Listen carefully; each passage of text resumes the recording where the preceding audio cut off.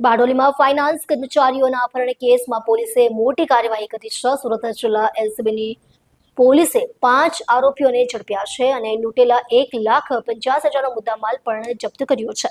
જોકે આ કેસના મુખ્ય સૂત્રધાર હજુ પણ ફરાર છે। બારડોલી તાલુકાના તાજપુર ગામમાં ફાઇનાન્સ કંપનીના કર્મચારીઓનું અપહરણ અને લૂંટ કરનાર ટોળાના 5 સભ્યોની ધરપકડ કરી મોટી સફળતા હાંસલ કરી છે। પોલીસે આરોપીઓ પાસેથી લૂંટાયેલા 1,50,000નો નાણાકીય મુદ્દામાલ પણ જપ્ત કર્યો છે। જોકે કેસનો મુખ્ય આરોપી હજી પોલીસના પંજામાંથી ફરાર છે। ગત 5 સપ્ટેમ્બરે નવસારી સ્થિત શ્રી કૃષ્ણા ફાઇનાન્સ કંપનીના 2 કર્મચારીઓ નવીન કાર્તિક અને રૂપણ ચક્રવર્તી પૈસાની ઉઘરાણી કરી પરત ફરતા હતા। તે દરમિયાન તાજપુર ગામની સીમમાં અચાનક 6 અજાણ્યા શખ્સોએ તેમની ગાડી રોકી જબરદસ્તીથી અપહરણ કર્યું।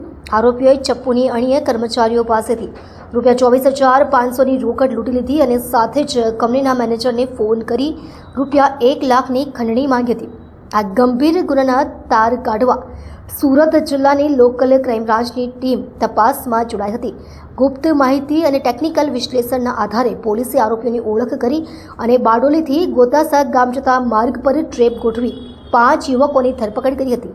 ધરપકડ કરાયેલા આરોપીઓ પાસેથી પોલીસને લૂંટના 15,170 રોકડા, ગુનામાં વપરાયેલી 3 મોટરસાયકલો અને 4 મોબાઈલ ફોન બરામદ થયા છે, જેની કુલ કિંમત ₹1,85,000 જણાવવામાં આવી છે।